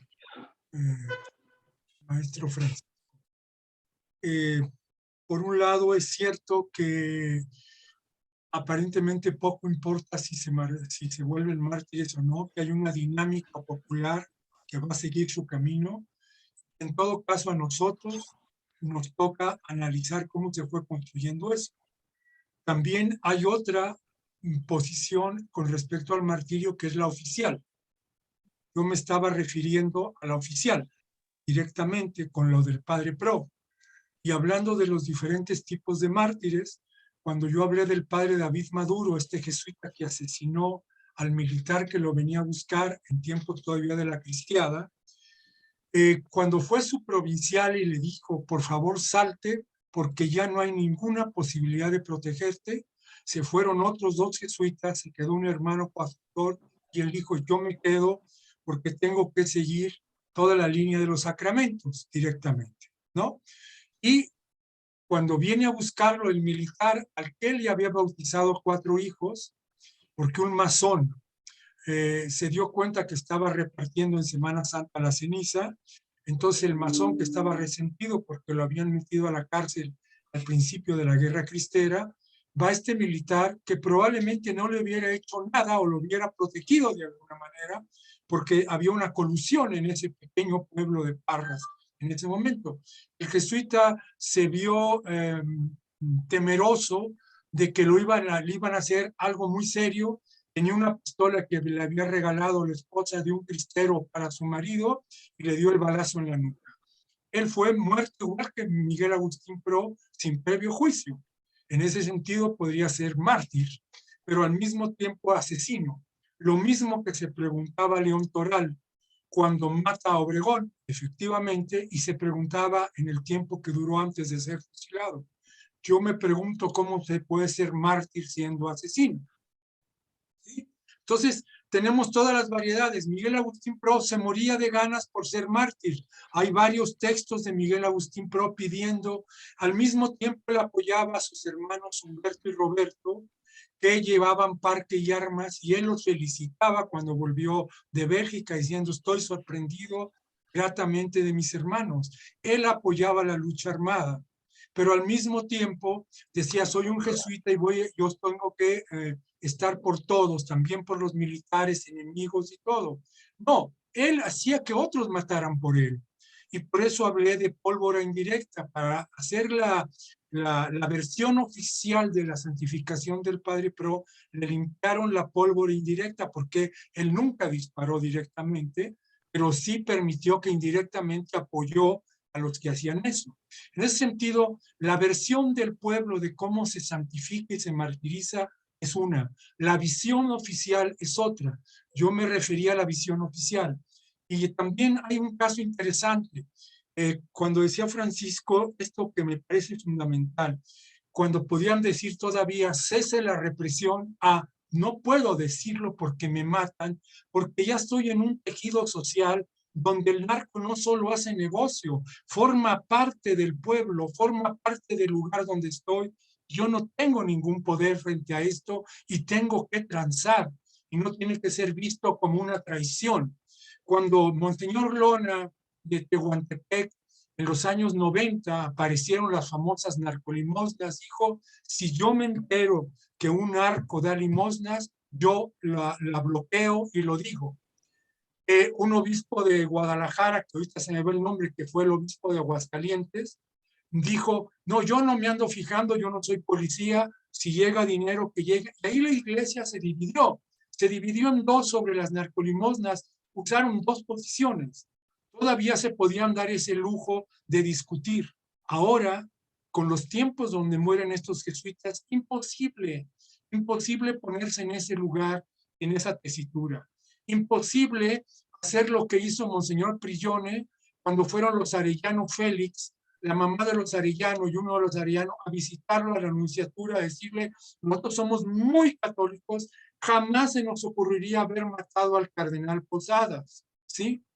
Y fueron 2 veces directamente, y Carpizo dijo, no, yo no puedo hacer nada porque si los agarro en la nunciatura armo una masacre. Por favor, narcos, cuando vayan a visitar a Monseñor Prillone, avisen previamente para preparar todo el tinglado para que no haya demasiada sangre. Cuando ya hablan los obispos como el de Guadalajara ayer, se tiene que aplicar la ley, me parece muy sano decir eso. El problema es que tal como está ahora el narco, insertado en lo social, metido en las poblaciones, ¿qué significa aplicar la ley si no metes balazos de por medio? ¿Militarizas esto? ¿No lo militarizas? Es el gran dilema, porque ya está metido.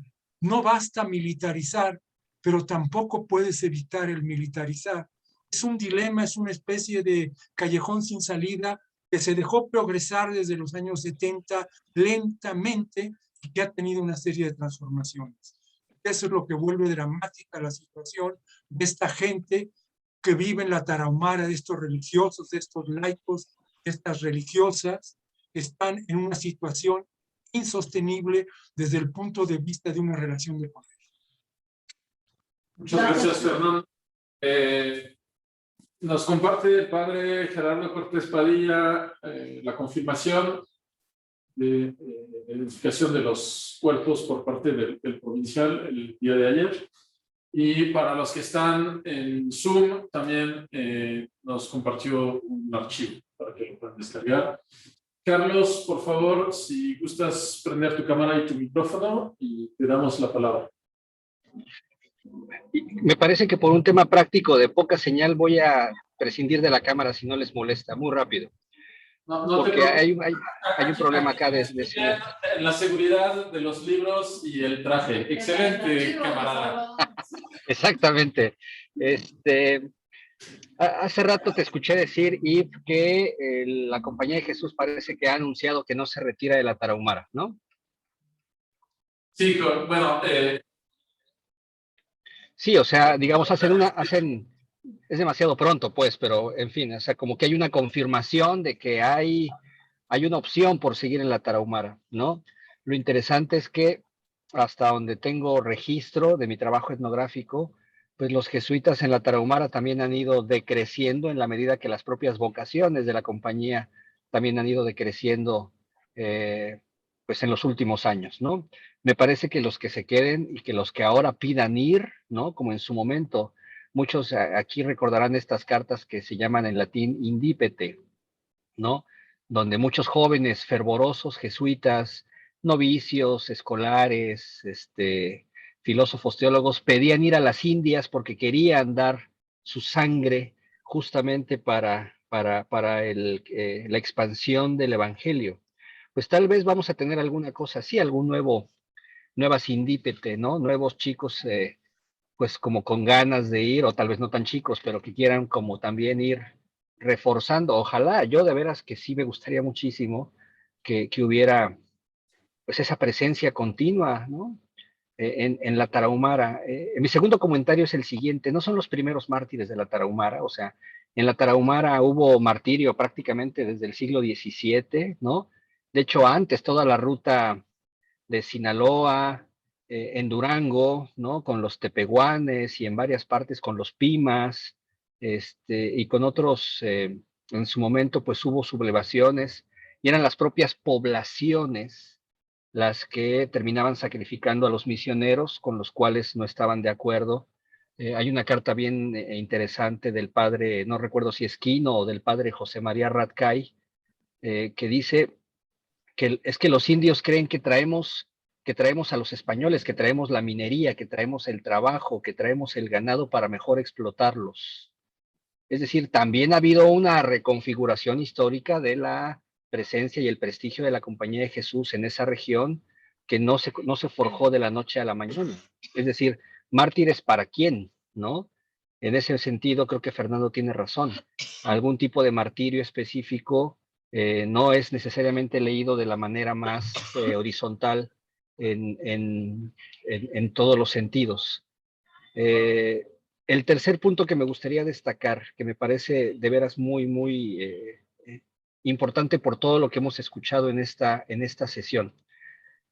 Sí estoy convencido de que si en el siglo XVII, XVIII hubo mártires jesuitas que murieron en el odio a la fe, ¿no? O por odio a la fe, como es el lenguaje propio a nivel canónico de este tipo de circunstancias a la hora de la canonización o beatificación. En ese tiempo no se podía decir que también los Pimas y los Rarámuri, los Tepehuanes, etcétera, compartieran la suerte y el destino de los jesuitas. No, sí lo compartían. En ese tiempo también la explotación territorial, sobre todo de la invasión hispánica, ya era una realidad que los propios indígenas no leían necesariamente con agrado. Tal vez justamente de las cosas que rescato de tantas cosas que se han podido, digamos, discutir al día de hoy, tiene que ver justamente con que en este momento me parece que los jesuitas y los Rarámuri en este caso están compartiendo el mismo destino. El asunto es que si los jesuitas deciden quedarse, los Rarámuri no tienen opción. También se van a quedar. Si bien el desplazamiento forzado está haciendo que muchos estén empezando ahora a ocupar espacios que antes no eran necesariamente los propios.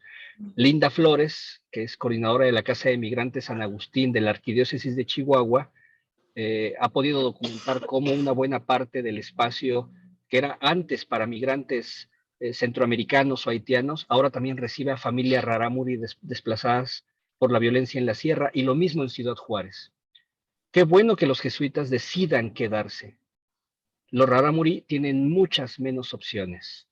Y ojo, entre unos y otros, el narco definitivamente se va a quedar, porque es un tema de linaje, es un tema de parentesco, es un tema de compadrazgo, es un tema estructural. Y el narco no se va a ir. Entre estas tres variantes queda la gran duda de la acción del Estado. Y ahí sí me parece, y perdón, pero vuelvo a reivindicar, y qué bueno que nuestra anfitriona, que ha trabajado mucho el tema del martirio, nos convocó, y que no sea el primer evento, que haya muchos más para escuchar a más voces, ¿no? El crimen organizado se va a quedar ahí y va a seguir existiendo esta reproducción sistemática de la violencia. Es posible que ante la ausencia del Estado. Eso es bastante alarmante. Pero lo dije hace rato y lo vuelvo a sostener, aquí hay un montón de religiosas, agentes de pastoral, etcétera, que saben que afuera de su parroquia, de su misión, de su comedor para migrantes, de su albergue para migrantes, los halcones están de manera continua con un nivel de impunidad altísimo. Y aún así, una buena parte de las opciones pastorales de todos ellos es también servir a esa parte de las comunidades. El asunto no es tan sencillo. Y me parece que qué bueno que no es sencillo para que lo podamos aquí masticar entre todos y entre todas y tratar de encontrar alternativas. Y yo de veras nos abrazo mucho a la distancia, porque sí creo que estas actividades también, ayudándonos a pensar, también nos dan consuelo, a pesar de los pesares. Es lo que quería comentar. Muchas gracias, Carlos. Hay algunas cosas que ahorita nos compartes que creo que vale la pena reflexionar, ¿no?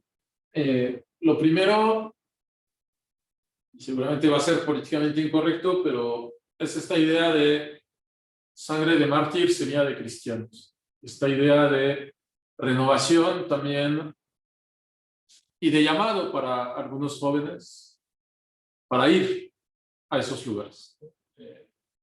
Nosotros en la Prepa Ibero tenemos personas que ahorita iban a ir a la Sierra Tarahumara. No sé qué decisión van a tomar ellos, no sé qué decisión van a tomar sus papás, pero me parece que también No, hay un llamado, ¿no? Hay un llamado. ahorita yo no mando a mi hijo allá. Está horrible. ¿Cómo crees, no? Aquí son decisiones, vamos, es interesante, ¿no? Esta idea de estar y de ir a la frontera, son decisiones que tomará el joven y tomará su familia, ¿no? Porque sí, pues, sabemos que es muy complicado. No sé cuál sea tampoco la postura institucional ahorita para los jóvenes que van, porque vamos, las misiones pues, habían ya encontrado jóvenes que querían ir a la Sierra Tarahumara, ¿no? Entonces, ¿qué va a decidir la institución? Es complicado, ¿sí? Lo otro, y tiene que ver con muchos comentarios aquí en el chat de Zoom, pero también en redes sociales, ¿no? ¿Qué nos toca a nosotros como sociedad? Vamos, Carlos, tú ahorita hablabas del Estado, ¿no? O los estados. El nivel federal, el nivel estatal, el nivel local. Pero ¿qué pasa con nosotros? ¿Sí? Algo que Carlos mencionaba al inicio, ¿no?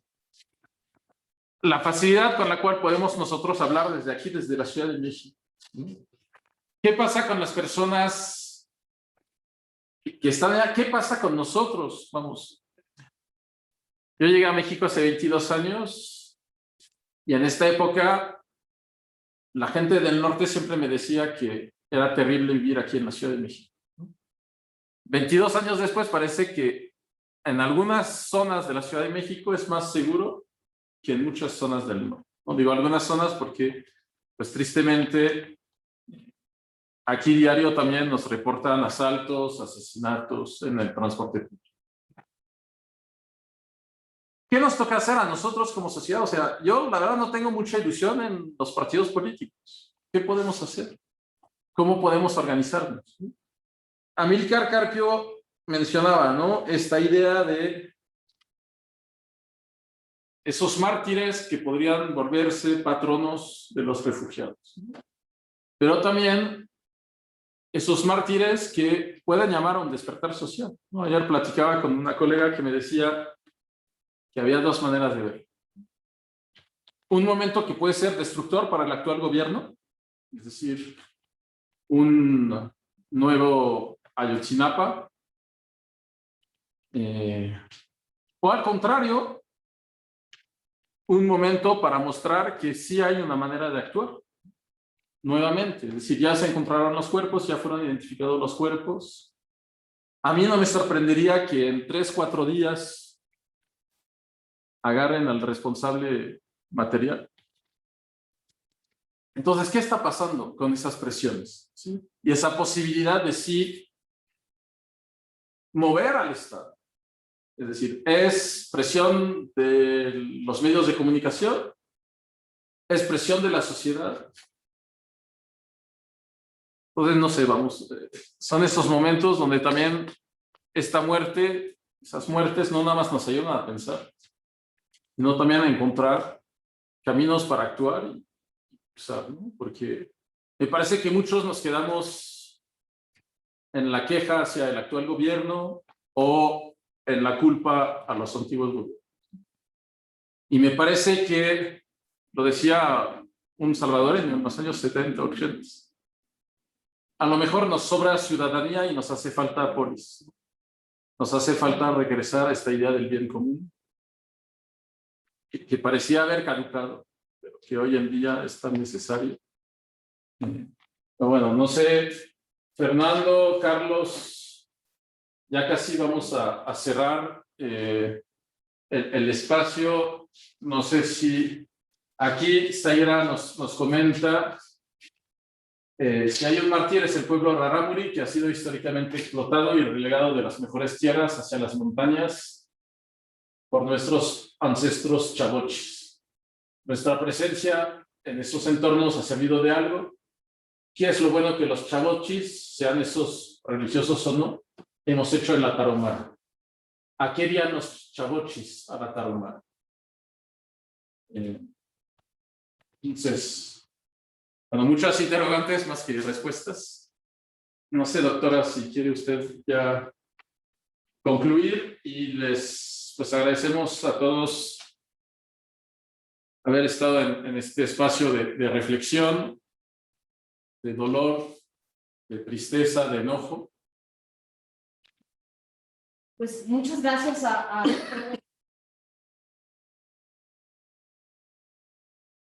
gracias Alejandro, Luz María, Eric, gente muy querida que nos hemos ido topando en los pasillos poco a poco conforme regresamos de la pandemia. A mí no me queda más que decir que tenemos que seguir reflexionando, porque también de reflexiones se nutre la vida, y que cada quien haga lo que haga mejor. Hay una canción que dice: quien sepa cantar que cante, quien sepa llorar que llore. Lo que nosotros hacemos más o menos bien es esto, y creo que vale la pena seguirlo haciendo. Pues nada, descansen en paz, no hay mucho más que decir, y nosotros a seguir adelante, y los estaremos invitando a próximas reflexiones, porque son temas que nos duelen a todos, que nos mueven a todos, y creemos que desde la Ibero y desde otras instituciones de educación superior tenemos un poquito que podemos aportar para para reflexionar sobre estos dolores sociales que están aconteciendo. Así que estaremos invitándolos a nuevos eventos. Muchas gracias por estar aquí, y muchas gracias por acompañarnos y por ser tan generosos con su tiempo. Gracias. Y algo importante que nos comparten, ¿no? Que los agentes de pastoral que pues, se sienten ahorita muy vulnerados, y que también pues, está este reto, ¿no? Que esas muertes también pues, les permitan dar sentido, ¿no? a su labor y la importancia de su labor, pues, todos esos retos que hoy se viven. Fernando, Amílcar, Carlos, muchísimas gracias. Nos vemos muy pronto. Cuídense todos. Vamos a finalizar la sesión.